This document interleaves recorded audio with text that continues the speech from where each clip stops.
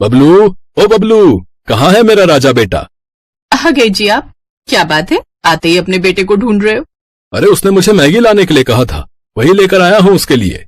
इसको भी न जाने क्या ही मजा आता है ये चाइनीज आइटम खाने में। कभी से मैगी चाहिए तो कभी चाउमीन, कभी मंचूरियन तो कभी स्प्रिंग रोल। अब एक ही तो बेटा है हमारा, जो मांगता है दे दिया करो। अरे वाह, मैगी! माँ आप जल्दी से बना दो। फिर रीमा उसे जल्दी से मैगी बना कर देती है। अगले दिन विकास काम पर चला जाता है। विकास नारियल के पेड़ पर चढ़कर नारियल तोड़ता था और उसे बाजार में बेचकर कमाई करता था। उनका एक 7 साल का बेटा बबलू था। उन तीनों का छोटा परिवार था जो हंसी खुशी रहता था। एक बार लगातार 2 दिनों से बारिश हो रही थी। विकास नारियल तोड़ने जाने लगा तो रीमा ने उससे कहा, सुनिए जी, बाहर बारिश बहुत तेज हुई है तो पेड़ पर जरा आराम से चढ़ना, सारे तने गीले होंगे। अरे तुम चिंता मत करो, ये तो मेरा रोज का काम है। मैं कोई नौसिखिया थोड़ी ना हूँ, बस मैं यूं गया और यूं आया। ये कहकर विकास काम पर निकल जाता है। कुछ देर बाद उसने काफी नारियल तोड़ डाले। वो और नारियल तोड़ ही रहा था कि तभी बबलू वहां पहुंचा। बाबा, बाबा!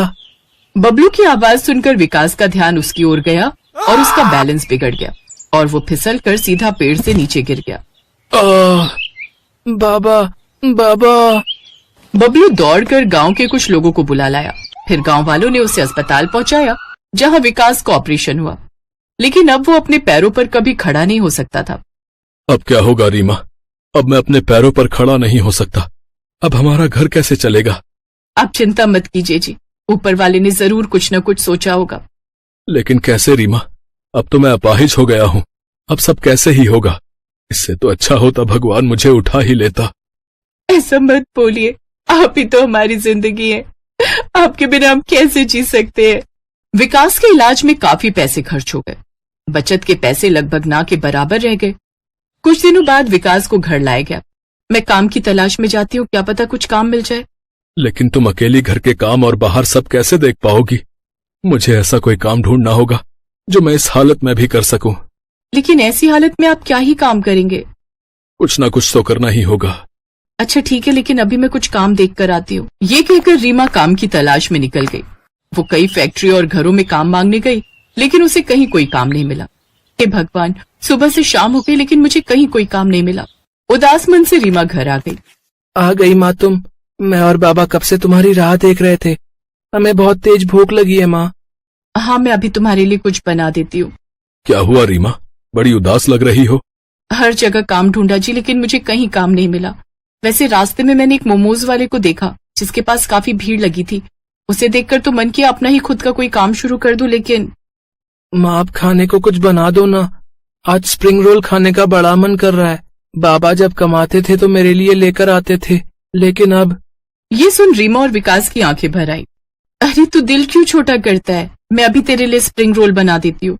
इसके बाद रीमा मैगी को रोटी में भरकर उसके अंदर सॉस मिलाकर बबलू और विकास को खाने को देती है, जिसे खाते ही वो दोनों खुश हो जाते हैं। वाह माँ, ये स्प्रिंग रोल तो बहुत ही अच्छे बने हैं, बाजार से भी ज्यादा। और माँ के हाथों में तो वैसे भी जादू है। आपको पता है, एक बार आपने जो पास्ता बनाया था उसे खाकर मेरा दोस्त तो बहुत ही खुश हुआ था। वो तो ये तक कह रहा था कि वो दिल्ली शहर भी गया था अपने बाबा के साथ। हाँ, उसने ये पास्ता खाया था, लेकिन वो भी इतना अच्छा नहीं था जितना कि ये है। ये बात सुनते ही रीमा के दिमाग की घंटी बजी। कह तो तू ठीक रहा है, वैसे मैं भी तो अच्छा चाइनीज खाना बना लेती हूँ, तो क्यों ना मैं भी ये बनाकर बेचूं? तुम ठीक कह रही हो, लेकिन तुम्हें कुछ नए तरह का चाइनीज खाना बेचना होगा। कैसा नई तरह का? जैसे चाइनीज पकौड़े, जिन्हें मंचूरियन बोलते हैं, वो बच्चों को बहुत पसंद आते हैं।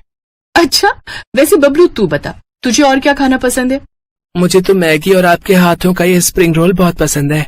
अच्छा बबलू, जरा जाकर एक पैकेट मैगी तो ले आ। बबलू जल्दी से जाकर मैगी ले आया। रीमा ने उस मैगी को उबाला, फिर कढ़ाई में छानकर उसे सुखाने रख दिया। फिर कुछ देर बाद मैदे में मसाला गूंथकर उसकी छोटी छोटी रोली बना ली।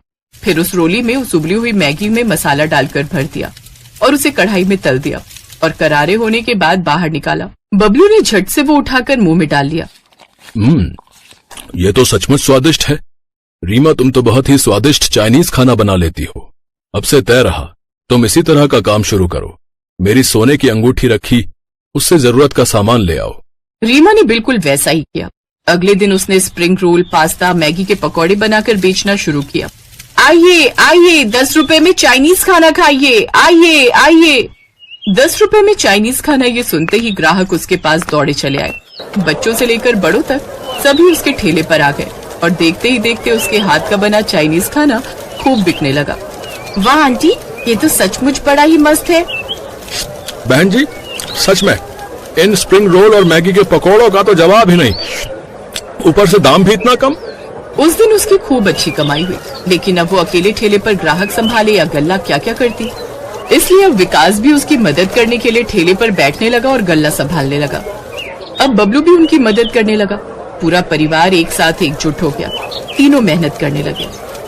अब उनकी आमदनी अच्छी खासी होने लगी। उनका 10 रुपए का चाइनीज खाना दूर दूर तक फेमस हो गया। अब दूसरे गांव से भी ग्राहक उनके पास आने लगे। अब रीमा ने अच्छी जगह विकास का इलाज कराया। उम्मीद है अब ये जल्द ही अपने पैरों पर खड़े हो जाएंगे। ये सुनकर सभी बहुत खुश हुए और जैसा उन्होंने सोचा था वैसा ही हुआ। अब विकास जल्दी ही पूरी तरह ठीक हो गया और अब उनकी गरीबी भी दूर हो गई।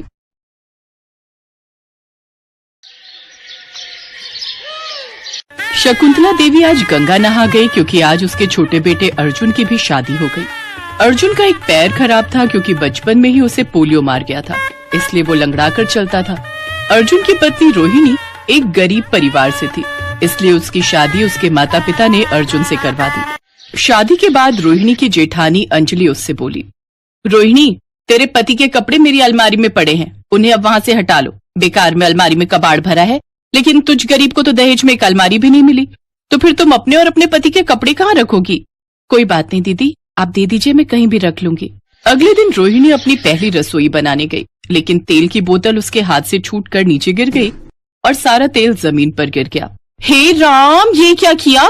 सारा तेल गिरा दिया। अरे सरसों के तेल के दाम भी पता है तुझे? सारा दिन तेरे जेठ जी मेहनत करते हैं, तब जाकर घर का राशन आता है। तेरे पति की तरह नहीं जो घर पर पड़ा रहता है और मुफ्त की रोटियां तोड़ता है। और मायके में तुझे कुछ खाने को तो मिला नहीं होगा, तभी हाथों में जान नहीं है। चल अब जल्दी से इसे साफ कर। रोहिणी की आंखों में आंसू आ जाते हैं, लेकिन पहले ही दिन उसे ये बात अच्छे से समझ आ गई कि घर की बागडोर उसके जेठ जेठानी के हाथ में है और घर उन्हीं की मर्जी से चलेगा। ऐसे ही कुछ दिन बीत जाते हैं। अब घर के ज्यादातर काम रोहिणी ही करती। रोहिणी, कल मेरे बेटे हर्ष का जन्मदिन है, मैंने अपने मायके वालों को भी बुलाया है, तो तू कुछ अच्छा सा खाने के लिए बना लेना। ठीक है दीदी, लेकिन खाने में बनाना क्या क्या है?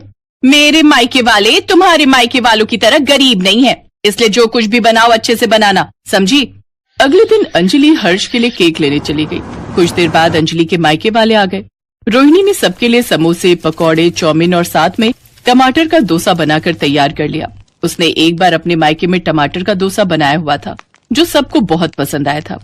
केक काटने के बाद उसने सबको वो सब खाने को परोसा, जिसे खाते ही अंजलि के भाई ने उससे कहा, वाह दीदी, क्या स्वादिष्ट व्यंजन है, और खासकर ये टमाटर का डोसा, ये तो लाजवाब है। पहली बार खाया है मैंने, लेकिन इसका स्वाद तो माइंड ब्लोइंग है। वैसे कौन से हलवाई से बनवाए हैं? बड़े ही गजब का स्वाद है तुम्हारे हलवाई में।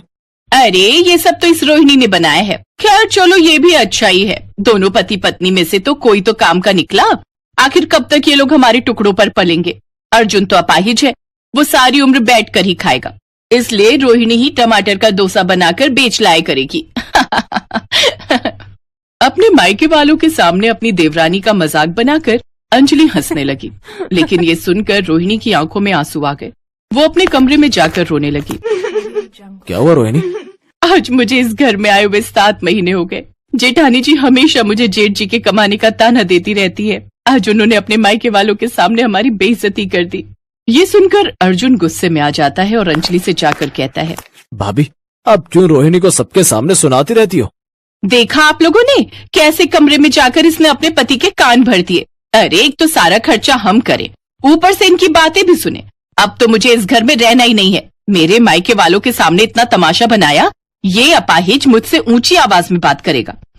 सुनो जी, चलो यहाँ से, मुझे नहीं रहना। बड़ी बहू, क्यों बात का बतंगड़ बना रही हो? छोड़ना ये सब बातें। हाँ हाँ, आप भी हमें ही सुनाओ। चल बेटा हर्ष, हम नहीं रहेंगे यहाँ। दीदी, आपके पति कमाते हैं और आप बड़े हैं, इसलिए आप घर छोड़कर नहीं जाएंगी। अगर कोई जाएगा तो वो हम दोनों जाएंगे। ये सुनकर अंजलि खुश हो गई, क्योंकि वो यही तो चाहती थी। फिर वो दोनों घर छोड़कर चले गए। बूढ़ी शकुंतला मजबूर थी, वो चाहकर भी उन्हें रोक नहीं पाई। कितनी अभागी थी रोहिणी, जो गरीबी के कारण उसे एक अपाहिज लड़के से शादी करनी पड़ी। पति को पत्नी का बोझ उठाना चाहिए, लेकिन आज रोहिणी को अपने पति का बोझ उठाना पड़ रहा था। वो काम ढूंढने एक ढाबे पर गई, जहां उसे बर्तन धोने का काम मिल गया। वो अर्जुन को बाहर बिठाकर बर्तन धोने लगी। अपनी पत्नी को ऐसे देखकर अर्जुन की आंखों में आंसू आ जाते हैं।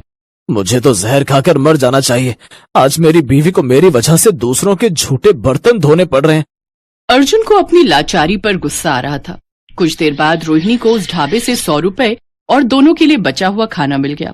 दोनों ने पेट भरकर खाना खाया, फिर वहीं ढाबे के पास सड़क किनारे सो गए। कुछ दिनों के बाद से अब रोहिणी आसपास के घरों में भी झाड़ू पोछा बर्तन मांजने का काम करने लगी। अब उसकी कमाई थोड़ी बढ़ गई। उसने किराए पर एक छोटा सा कमरा ले लिया, जहां अब वो दोनों रहने लगे। खाना ढाबे से मिल जाता था, तो वहीं कुछ घरों से भी बचा खुचा खाना वो ले आती थी। ऐसे ही 2 साल बीत गए। एक रोज रोहिणी ने अर्जुन से कहा, सुनिए जी, थोड़ी थोड़ी बचत करके मैंने कुछ पैसे जोड़ लिए हैं। अब मैं खुद का कोई काम करना चाहती हूँ। लेकिन तुम क्या काम करोगी रोहिणी? सब कहते हैं मैं टमाटर डोसा बहुत अच्छा बनाती हूँ। सोच रही हूँ उसी का ठेला लगा लूं। वैसे भी कुछ अलग है तो लोग खाने जरूर आएंगे। बात तो तुम ठीक कह रही हो। हर्ष के जन्मदिन पर भी कितना स्वादिष्ट डोसा बनाया था तुमने। ठीक है, फिर मैं आज ही सामान लेकर आती हूँ। रोहिणी ने एक ठेला खरीदा और साथ में जरूरत का सारा सामान। फिर टमाटर का डोसा, सांभर और नारियल की चटनी के साथ बनाकर बेचने लगी। अर्जुन आवाज लगाकर ग्राहकों को बुलाने लगा। टमाटर डोसा खा लो, टमाटर डोसा बड़ी नई चीज है भैया। आइए खाइए और घर भी ले जाइए, सिर्फ 50 रुपए। टमाटर डोसा? न जाने बाजार में क्या नई नई चीजें आ गई हैं। वैसे स्वाद तो चखना ही चाहिए। कुछ ही देर में ग्राहकों की भीड़ उसके पास आने लगी। अर्जुन गल्ला संभालता और बैठकर ग्राहकों को आवाज देता, तो वहीं रोहिणी डोसा बनाकर सबको परोसती। ऐसे ही उसका वक्त बदलने लगा। अब उनकी हर रोज अच्छी कमाई होने लगी। लोग रोहिणी को टमाटर डोसा वाली के नाम से जानने लगे। कुछ साल बाद उसने खुद का घर ले लिया और ठेले की जगह अब अपनी दुकान खरीदकर उससे टमाटर के डोसे बनाकर बेचने लगी। अर्जुन, अब हमारे पास घर, पैसा, दुकान सब कुछ है। चलो अब एक बार घर वालों से मिलकर आते हैं। आखिर है तो वो हमारा परिवार ही। वो दोनों घर पहुंचे तो उन्होंने देखा बूढ़ी शकुंतला घर का काम कर रही है। अंजलि के सीढ़ियों से गिरने से उसकी रीढ़ की हड्डी टूट गई, इसलिए वो अब बिस्तर पर पड़ी है। डॉक्टर ने ऑपरेशन के लिए 3 लाख रुपए मांगे हैं, जो हरीश के पास नहीं है, क्योंकि उसका काम भी छूट चुका है। अर्जुन को देखकर सबकी आंखें भर आईं। शकुंतला ने उन दोनों को सीने से लगा लिया। फिर अंजलि बोली, रोहिणी, बहुत देर कर दी तुम दोनों ने आने में। कहाँ कहाँ नहीं ढूंढा तुम्हें, लेकिन तुम्हारा कहीं पता नहीं चला। लेकिन दीदी, ये सब हुआ कैसे? बस यूं समझ लो तुम्हारा दिल दुखाने की सजा मिली है। अब तुम मुझे माफ कर दो, ताकि दिल पर बोझ लेकर न मर जाओ। ऐसा मत बोलो दीदी, हमें पहले ये सब पता होता तो हम जल्दी ही यहाँ आ जाते। रोहिणी ने अंजलि का ऑपरेशन करवाया, जिससे वो पूरी तरह ठीक हो गई। इसके बाद रोहिणी का जेठ भी उसकी दुकान में उनकी मदद करने लगा।